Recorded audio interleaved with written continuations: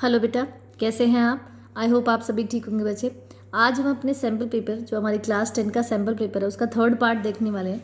इससे पहले हम इसके 2 पार्ट देख चुके हैं बेटा, जिसमें हमने 30 क्वेश्चन MCQ थे वो जो टर्म 1 के वो कवर किए थे।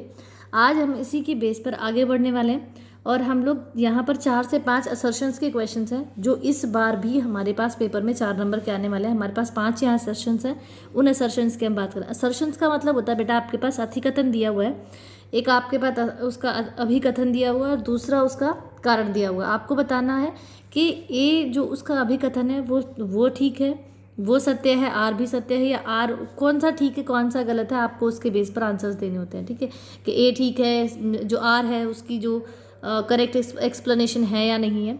ठीक है, उसके अलावा असर्शंस आपके पास ठीक है या रीज़न, सिर्फ रीज़न ठीक है या रीज़न और असर्शन दोनों ठीक है या दोनों गलत है। तो आपको इस तरीके से A, B, C, D में आपको आंसर्स करने होते हैं। ठीक है, अगर before going to start the next part of this video, I want to convey a message to you बेटा, please subscribe my channel, because जब आप मेरे चैनल को सब्सक्राइब करते हैं तो मुझे मोटिवेशन मिलता है कि मैं आपके लिए और अच्छे से काम कर सकूं बच्चे।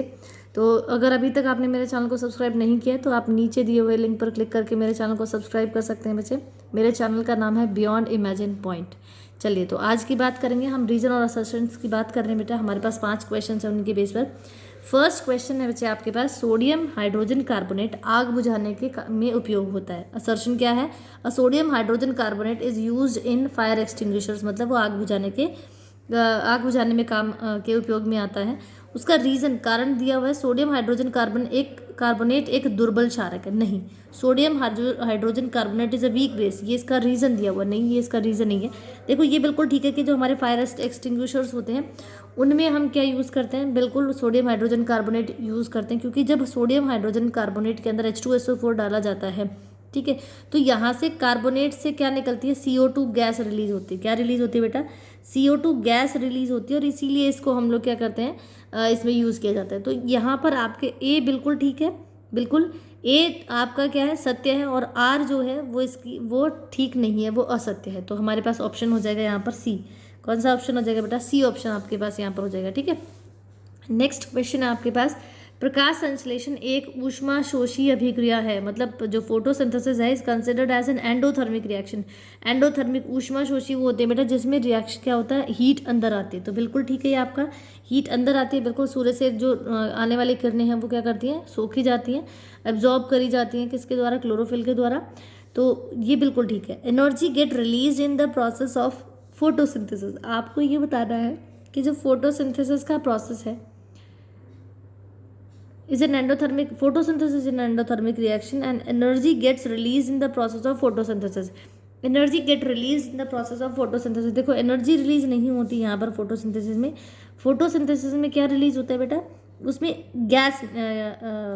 गैस रिलीज होती है, दैट इज ऑक्सीजन गैस जो है वहाँ पे वो रिलीज करता है। ठीक है, तो यहाँ पर आपके पास ए बिल्कुल ठीक है और आर उसकी करेक्ट एक्सप्लेनेशन नहीं है, तो सी ऑप्शन हो जाएगा हमारे पास। नेक्स्ट क्वेश्चन है बच्चे, शुद्धांत्र की आंतरिक भित्ति में दीर्घरोम होते हैं। देखो जो शुद्धांत्र होती है उसकी आंतरिक भित्ति में बिल्कुल दीर्घरोम होते हैं। जो शुद्धांत्र मतलब जो internal wall of the intestine है, स्मॉल इंटेस्टाइन में हैज न्यूमरस विलाई, बिल्कुल छोटे छोटे विलाई होते हैं जो उसके सर्फेस क्या करते हैं, जो उसकी हेल्प करते हैं द एब्जॉर्प्शन ऑफ न्यूट्रिशन। ठीक है, and villi increases the surface area of the digestion. देखो डाइजेशन के लिए सरफेस एरिया बिल्कुल ये बढ़ा देती है, और डाइजेशन के लिए नहीं बढ़ाती है, एब्जॉर्प्शन में ये हेल्प करती है, क्योंकि सारा का सारा जो न्यूट्रिएंट्स है वो इसी के द्वारा क्या होता है बेटा, एब्जॉर्ब किए जाते हैं। ठीक है, तो यहाँ पर आर उसकी करेक्ट एक्सप्लेनेशन नहीं है, सी ऑप्शन हमारे पास बिल्कुल करेक्ट हो जाएगा। नेक्स्ट है बेटा, हमारे शरीर में मूत्र निर्माण के द्वारा अपशिष्ट पदार्थों को बाहर निकाला जाता है। In our body the purpose of urine formation is to filter out the substances which are waste. बिल्कुल ठीक है, ये जो वेस्ट प्रोडक्ट है उनको बाहर निकालने के लिए जो बॉडी है उससे क्या होता है, यूरिन पास आउट होती है, क्या यूरिन की फॉर्मेशन होती है। इसकी जो रीज़न है, पहले हम रीज़न देख लेते हैं। रीज़न, कारण क्या है, अधिक अभिकथन हमारा बिल्कुल ठीक है।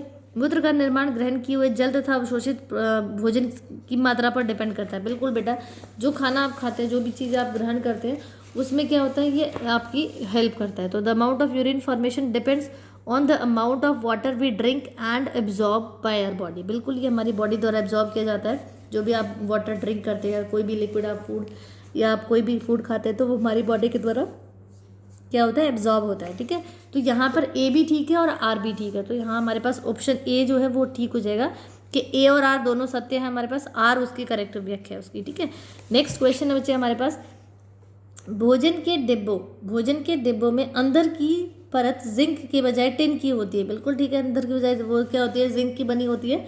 एंड कारण हमारे पास है इसका बेटा, जिंक टिन से अधिक अभिक्रियाशील होता है। बिल्कुल, zinc is more reactive than tin, बिल्कुल ये ज़्यादा रिएक्टिव होता है। तो हमारे पास ए इसका ऑप्शन करेक्ट हो जाएगा कि ए इसका क्या है, करेक्ट ऑप्शन है कि दोनों के दोनों ठीक है, और आर उसकी करेक्ट एक्सप्लेनेशन है। ठीक है, अब नेक्स्ट आपके पास दिया हुआ बच्चे नेक्स्ट क्वेश्चन है, क्वेश्चन नंबर 36 में आएंगे हम लोग।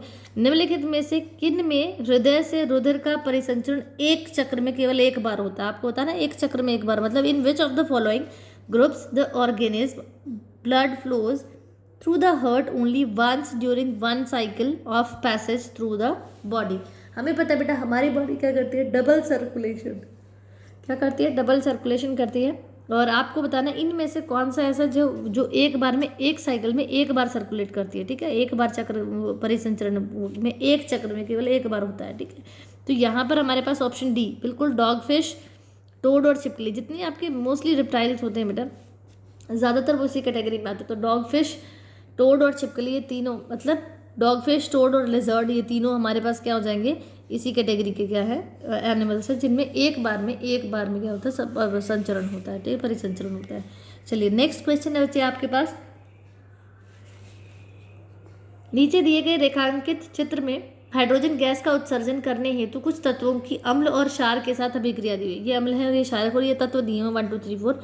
आपको उभयधर्मी ऑक्साइड बता रहे। देखो बेटा उभयधर्मी वो होते हैं, उभयधर्मी मतलब आपको बताना है यहाँ पर कि कौन से आपके उभयधर्मी को हम इंग्लिश में कहते हैं, एक सेकंड में आपको बता देती हूँ। आपको बताना कि उभयधर्मी कौन से, मतलब यहाँ पर कौन से एम्फोटेरिक ऑक्साइड्स हैं। तो एम्फोटेरिक वो होते हैं बेटा, उभयधर्मी वो होते हैं जो दोनों के साथ, अम्ल और क्षार दोनों के साथ क्या कर लेते हैं, अभिक्रिया कर लेते हैं। ठीक है, तो अगर मैं तत्व वन की, मैं एलिमेंट 1 की बात करूँ तो ये अम्ल ना अम्ल के साथ रिएक्ट कर रहा है ना क्षारक के साथ कर रहा है। अगर मैं 4th की बात करूँ तो ये सिर्फ अम्ल के साथ कर रहा है, क्षारक के नहीं। जबकि 2nd और 3rd दोनों ऐसे जो अम्ल और क्षारक दोनों के साथ अभिक्रिया कर रहे हैं। तो जो दोनों के साथ अभिक्रिया कर लेते हैं वो हमारे क्या होते हैं, उभयधर्मी होते हैं, मतलब आपके एम्फोटेरिक इन नेचर होते हैं। तो आपके पास सी ऑप्शन करेक्ट हो जाएगा, 2nd और 3rd। ठीक है, तो ये आपके हिंदी में था, इंग्लिश में हम लोग एम्फोटेरिक ढूंढ रहे थे, तो 2nd और 3rd वही आपके पास ऑप्शन सी हो जाएगा। ठीक है, ऑप्शन सी इसकी करेक्ट एक्सप्लेन क्या हो जाएगा, करेक्ट ऑप्शन हो जाएगा। नेक्स्ट है, in lymphatic system lymph contain more than dash plasma. लसिका तंत्र में लसिका के अंदर प्लाज्मा की तुलना में क्या ज़्यादा होता है, लसिका की तुलना में उसके पास WBCs होती है।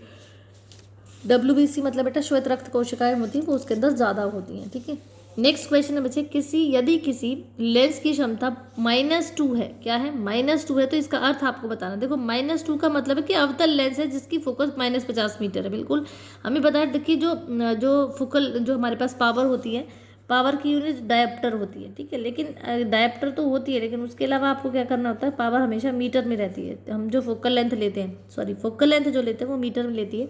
ठीक है, और वही इसने क्या माइनस है, माइनस की वजह से अवतल लेंस है ये, और फोकस की दूरी क्योंकि यहाँ पर P आपके पास कितना 2 दिया हुआ है, तो फोकस यहाँ पर कितना हो जाएगा बेटा, 50 मीटर हो जाएगा। ठीक है, तो यहाँ पे ऑप्शन ए हमारे पास करेक्ट इसके लिए हो जाएगा। नेक्स्ट आपके पास है बेटा, सूर्य की किरणें किसी अवतल दर्पण के सामने 25 सेंटीमीटर की दूरी पर एक बिंदु पर अभिसारित होती है। आपको बताना है, आपको दिया गया कि rays of sunlight converges at a point of 25 centimetre in front of a concave mirror के सामने वो 25 सेंटीमीटर पे क्या हो रही है, कन्वर्ज हो रही है। Where should an object be placed so that image is equal to the size of the object. देखो बेटा हमें एक चीज़ जो हमें पता है, अगर फोकस इसका 25 दे रखा है, तो हमारे पास जब कोई इमेज 2f पर है, जब ऑब्जेक्ट आपका 2f पर है, तो जो आपके पास प्रतिबिंब बनेगा, जो आपके पास इमेज बनेगी वो भी 2f पर ही बनेगी। ठीक है, सेम आकार की तभी बनती है, सेम साइज़ की तभी बनती है, या सेम ऑब्जेक्ट इक्वल साइज़ में अगर मैं इमेज में बात करूँ तो वो तभी बनता है जब वो 2f पर होता है, और ऑब्जेक्ट 2f पर और प्रतिबिंब किस पे बनता है, 2f पर बनता है। तो फोकस हमें 25 दे रखा है, हमें 2f चाहिए, तो 2f क्या हो जाएगा बेटा, 2 × 25 that is 50 centimetre in front of the mirror. जब वस्तु भी आपकी किसी 50 सेंटीमीटर पे, तो प्रतिबिंब भी कहाँ बनेगा, 50 सेंटीमीटर पर ही बनेगा, सेम साइज़ का बनेगा। मतलब जब आपके पास 2f आपके पास मतलब वस्तु कितनी 50 सेंटीमीटर पे, तो प्रतिबिंब भी 50 सेंटीमीटर पर ही बनेगा। ठीक है, अब नेक्स्ट बात कर रहे हैं बेटा, नेक्स्ट 41 क्वेश्चन आपके पास है, वे जीव जो मृत और सड़े गले पदार्थों पर उगते हैं उन्हें मृतपोषी कहते हैं। क्या कहते हैं? मृतपोषी कहते हैं। जो सड़े गले पदार्थों पर उगते हैं उन्हें मृतपोषी कहा जाता है। मतलब organism growing on dead and decaying matter are called, क्या कहेंगे उसको? सेप्रोफाइट्स कहेंगे। क्या कहते हैं बेटा? सेप्रोफाइट्स कहते हैं। अब नेक्स्ट क्वेश्चन है 42 नंबर क्वेश्चन है वृकक। वृकक में केशिका गुच्छ, मतलब आपके पास ग्लोमेरुलस होते हैं का कार्य आपको बताना। देखो बेटा, जो ग्लोमेरुलस होते हैं वो निस्यंदन द्वारा मूत्र निर्माण करते हैं। बिल्कुल, किडनी के अंदर जो हमारे पास ग्लोमेरुलस होते हैं is involve in the formation of urine formation of filtration, urine formation by filtration से यूरिन की फॉर्मेशन में वो हेल्प करते हैं। ठीक है, अब नेक्स्ट क्वेश्चन है आपके पास बच्चे, क्वेश्चन नंबर 43 है, the image of a candle flame placed at a distance of 30 centimetre. आपको बताया गया कि जो एक गोलीय लेंस है उसे 30 सेंटीमीटर की दूरी पर एक जलती हुई मोमबत्ती की लौ का प्रतिबिंब आपको दूसरी तरफ 60 सेंटीमीटर पर दिख रहा है। 30 सेंटीमीटर पर वो रखा हुआ है, ठीक है, और वो 60 सेंटीमीटर पर आपको नजर आ रहा है। डैश की दूरी पर रखे स्क्रीन पर बनता है। इस लेंस की फोकस आपको निकालना। देखो, वस्तु कहाँ रखी है? 30 सेंटीमीटर पर रखी है बेटा, और प्रतिबिंब आपको कहाँ बन रहा है? 60 सेंटीमीटर पर बन रहा है। ठीक है, आपको क्या निकालना है? इसका फोकस निकालना है, एफ निकालना है आपको इसका। ठीक है, एफ कैसे निकलेगा हमारे पास बेटा? देखो, लेंस है आपके पास, स्फेरिकल लेंस है, तो सिंपल सी थॉट है कि वो 30 सेंटीमीटर पे रखा है और वो 60 सेंटीमीटर पे स्क्रीन पर बन रहा है। 60 सेंटीमीटर पर वो बन रहा है। इसका मतलब क्या हुआ? अगर ये वस्तु आपकी एफ पर होती, अगर मैं 30 को ही एफ मान लूँ तो ये 2f पर बन रहा है। ठीक है, अगर वो एफ आपका 30 है तो हम इसको 2f को 60 नहीं, ये नहीं होगा। इसमें आपके पास दिया हुआ है बेटा जो इमेज का डिस्टेंस है, image of a candle placed at a distance of 30 centimetre from the spherical lens is formed on a screen placed on the side of the lens at a distance of 60 centimetre from the optical centre. बिल्कुल, आपके पास क्या दिया हुआ बच्चे? 60 centimetre. यहाँ से ध्यान से पढ़िए, एक गोलीय लेंस से 30 सेंटीमीटर की दूरी पर एक जलती हुई मोमबत्ती की लौ का प्रतिबिंब लेंस की दूसरी तरफ बन रहा है। ठीक है, वो कहाँ रखी? यू का आपके पास कितना हो गया? 30 हो गया। ठीक है, अब प्रकाशिक केंद्र से वो 60 सेंटीमीटर की दूरी पर रखे स्क्रीन पर बनती है। बिल्कुल 60 सेंटीमीटर की दूरी पर वो रखी हुई है, आप बन रही है स्क्रीन, तो आपको लेंस का फोकस निकालना। तो एफ आपके पास क्या हो जाएगा बच्चे? देखो, 10 तो हो नहीं सकता क्योंकि वो दूसरी तरफ बन रही है, और इसका फोकस हमारे पास मतलब 30 भी नहीं हो सकता क्योंकि 30 पर होता तो 30 पर ही बनती। 40 भी नहीं हो सकता क्योंकि अगर वो 30 है आपके पास तो 40 पर नहीं बनेगी। आपके पास जो प्रतिबिंब वो जो फोकस है वो 20 सेंटीमीटर होना चाहिए, क्योंकि जब वो 20 सेंटीमीटर होगा तो 2f की वैल्यू कितनी हो जाएगी बेटा? 40 हो जाएगी। अब ये अगर देखो 20 का मतलब f और c के बीच में अगर वस्तु कहाँ 30 सेंटीमीटर रखी है तो ये बियॉन्ड 2, जब f और c के बीच में ऑब्जेक्ट होता है तो वो बियॉन्ड c बनती है, दूसरी तरफ बियॉन्ड c। मतलब अगर ये 20 और 40 के बीच में है तो ये बियॉन्ड c, मतलब 40 से बाद बनेगी, तो 40 से बाद हमारे पास मतलब 60 पर बनेगी। तो ये इसको वेरीफाई कर रहा है, और वेरीफाई कर रहा है, इसलिए हमारे पास एफ क्या हो जाएगा बेटा? आपका 20 सेंटीमीटर हो जाएगा। ठीक है, अब नेक्स्ट हम लोग बात कर रहे हैं बच्चे, आपको बताना कौन सा कथन एक लेंस की क्षमता दैट इज पी और फोकस दूरी एफ के संबंध के बीच संबंध बनाता है, संबंध दर्शाता है। देखो, जो पी और एफ है वो हमें पता है बेटा, पी क्या होता है? Equal to 1/f। जितना आपके पास पावर बढ़ेगी उतना आपका फोकस की दूरी घटती जाएगी। तो ऑप्शन ए इसमें बिल्कुल ठीक है। The correct statement depict the relationship between power and focal length. तो जितनी पावर बढ़ेगी उतनी फोकल लेंथ डिक्रीज होगी, तो when the power increases focal length decreases. तो ये हमारे पास बिल्कुल इसका करेक्ट एक्सप्लेनेशन है। ठीक है, अब नेक्स्ट क्वेश्चन है बच्चे आपके पास, यहाँ पे आपको नेक्स्ट क्वेश्चन में आपके पास ये 1 2 3 4 यहाँ पर विद्यार्थी दिए हुए, उन्होंने ऑब्जर्वेशन लिए। एंगल आई आपके पास है, आर है और ई है। ठीक है, आपको उत्प्रेक्षण एंगल दैट इज आपको बताना है कि सबसे बेस्ट ऑब्जर्वेशन कौन सी रहेगी यहाँ पर। ठीक है, अब यहाँ देखिए जो सेकंड है 30 डिग्री, आई हमारा हमेशा I is greater than are रहेगा। बिल्कुल ये इसको क्या कर रहा है? सेटिस्फाई कर रहा है। और जो ई है वो 30.5 रहेगा। तो आपके पास जो सेकेंड ऑप्शन है वो बिल्कुल ठीक हो जाएगा, क्योंकि देखो यहाँ पर तो गैप ज़्यादा आ गया बेटा इनके बीच में। अगर मैं यहाँ देखूँ तो यहाँ पे भी गैप ज़्यादा है, इनमें ही गैप जो हुआ ज़्यादा आ गया, तो ये आपके पास बिल्कुल करेक्ट है। ठीक है, नेक्स्ट है बेटा आपका 46 क्वेश्चन है, if the refractive index of diamond with respect to the vacuum, क्या है, refractive index of diamond with respect to vacuum is 2.5। आपके पास हीरे का अपवर्तनांक 2.5 दिया हुआ है, तो हीरे में आपको प्रकाश का वेग निकालना है कि इसका प्रकाश का वेग कितना होगा। देखो बेटा, हमें पता है कि क्या होता है, आपके पास अपवर्तनांक बराबर क्या होता है बेटा, आपके पास c/v होता है। ठीक है, ये v आपको निकालना है, ये अपवर्तनांक आपको 2.5 दिया हुआ है और c हमारे पास 3 × 10⁸ होता है, तो ये दैट इज अपॉन v हो जाएगा। तो v बराबर 3 × 10⁵ हो जाएगा आपके पास। ठीक है, तो जब आप इसे काटेंगे तो आपके पास यू विल गेट 1.2, कितना आएगा, 1.2 × 10⁸ मीटर पर सेकेंड हो जाएगा। ठीक है, तो आपके पास सी ऑप्शन बिल्कुल करेक्ट हो जाएगा। नेक्स्ट क्वेश्चन है बच्चे आपके पास, निम्नलिखित में से किस स्थिति में एक अवतल दर्पण किसी वस्तु का वास्तविक से अधिक बड़ा प्रतिबिंब बनाता है। देखो ये इंपॉर्टेंट बात है कि वास्तविक से अवतल दर्पण है, कौन सा है, अवतल दर्पण है, और वास्तविक से अधिक बड़ा क्या बनाता है, प्रतिबिंब बना रहा है। तो यहाँ पर हमारे पास क्या होगा बच्चे, जब वस्तु वक्रता, त्रिज्या और फोकस के बिल्कुल, जब f और c के बीच में वस्तु, f और c के बीच में वस्तु होती है तो बियॉन्ड 2a बनती है। तो जब वो इनके बीच में रखे होगे तो उसका वो बड़ा भी बनेगा, वास्तविक भी बनेगा, और क्या रहेगा, मतलब दूरी भी इसकी आप निकाल सकते हैं, फिर से आपके पास वक्रता त्रिज्या भी निकल जाएगी। तो जब वस्तु वक्रता त्रिज्या दैट इज c और फोकस f के बीच रखा हो तब ये केस बनेगा हमारे पास। ठीक है, under which of the following condition है कनकेव मिरर, क्या दिया, concave mirror can form an image larger than an actual object. आपको बताना किससे वो लार्जर बनेगा, तो ऑप्शन सी अभी हमने देखा, when object is placed between focus and the centre of curvature, तभी काम होता है। ठीक है, अब आके आपके पास अभिक्रियाशीलता दी हुई है धातुओं की, आपको आरोही क्रम में लगाना है। कौन से क्रम में लगाना है बेटा, आपको आरोही क्रम में लगाना। आरोही का मतलब होता है असेंडिंग ऑर्डर, असेंडिंग का मतलब पहले सबसे बड़ा, असेंडिंग का मतलब होता है पहले सबसे छोटा, फिर उससे बड़ा, फिर उससे बड़ा, फिर सबसे बड़ा। ठीक है, तो यहाँ पर देखिए आपके पास आएगा पहले सोडियम, सोडियम से सोडियम किससे बड़ा है, मैग्नीशियम से, मैग्नीशियम किससे बड़ा है, जिंक से, और जिंक किससे बड़ा है, आयरन से।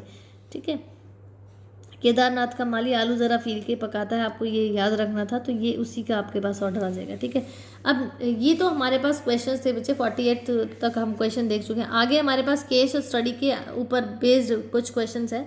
एक केस स्टडी मैं अभी करा देती हूँ आपको, बाकी हम बाद में करेंगे। ठीक है, तो फर्स्ट केस स्टडी आपके पास है वायुमंडलीय अपवर्तन। वायुमंडलीय अपवर्तन पृथ्वी के वायुमंडल से गुजरने पर, किससे, पृथ्वी के वायुमंडल से गुजरने पर प्रकाश के झुकने की परिघटना है। जैसे जैसे हम पृथ्वी की सतह से ऊपर आते हैं हवा का घनत्व कम होता जाता है, जैसे जैसे हम पृथ्वी की सतह से ऊपर जाते हैं हवा का घनत्व कम हो जाता है। स्थानीय स्थिति जैसे तापमान आदि भी पृथ्वी के वायुमंडल के प्रकाशिक घनत्व को प्रभावित करती हैं। वायुमंडलीय अपवर्तन के कारण हमें तारे वास्तविक स्थिति से अधिक ऊंचाई पर प्रतीत होते हैं। बिल्कुल वायुमंडलीय परिवर्तन के कारण ही होता है। हम उन्नत सूर्योदय और विलंबित सूर्योदय सूर्यास्त के समय सूर्य की अंडाकार स्थिति का निरीक्षण करते हैं। हमें तारों का टिमटिमाना दिखाई देता है जबकि ग्रहों का नहीं। तो ये आपके पास एक केस स्टडी दी हुई है, आपको उसके बेस पर क्या करना है, आंसर्स करने हैं। फर्स्ट है बच्चे, वायुमंडलीय अपवर्तन के कारण दिन की अवधि घटती है या बढ़ती है। तो दिन की अवधि क्या होती है बेटा, वायुमंडलीय अपवर्तन के कारण बढ़ती है। हमें बता 2 मिनट्स अर्ली हम जागते, 2 मिनट्स लेट तक हम जो अर्थ जो सन है वो अस्त होता है। ठीक है, नेक्स्ट है that is due to atmospheric reflection apparent length of the day is increased. ठीक है, नेक्स्ट है वायुमंडल की अनुपस्थिति में आसमान का रंग कैसा होता है बेटा, काला होता है। बिल्कुल, जब क्या नहीं होता, एटमॉस्फेयर नहीं होता, तो जो आपके पास आसमान है दैट इज जो स्काई है उसका रंग नीला नहीं होता, उसका रंग कैसा होता है, जब वायुमंडल की अनुपस्थिति में कैसा होता है, काला होता है। बिल्कुल भी काला होता है।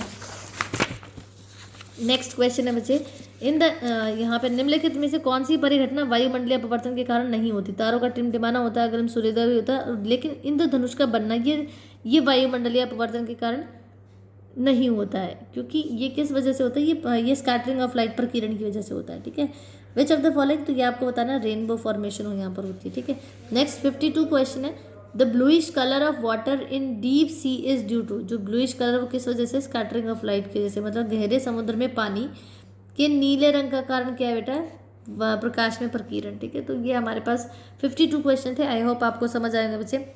ये एक केस स्टडी की हमने और बाकी हमने असर्शंस की और एमसीक्यू किए हैं। तो इस तरीके से ही आपके पेपर में बेटा 20 मार्क्स के क्वेश्चन आएंगे, 16 नंबर के एमसीक्यू आने वाले और 4 नंबर की आपके पास 2 केस स्टडी भी आने वाली है। 4 नंबर के आपके पास 4 नंबर की आपके पास रीजन और असर्शंस के क्वेश्चंस भी आएंगे। तो आई होप आपको समझ आएंगे बच्चे।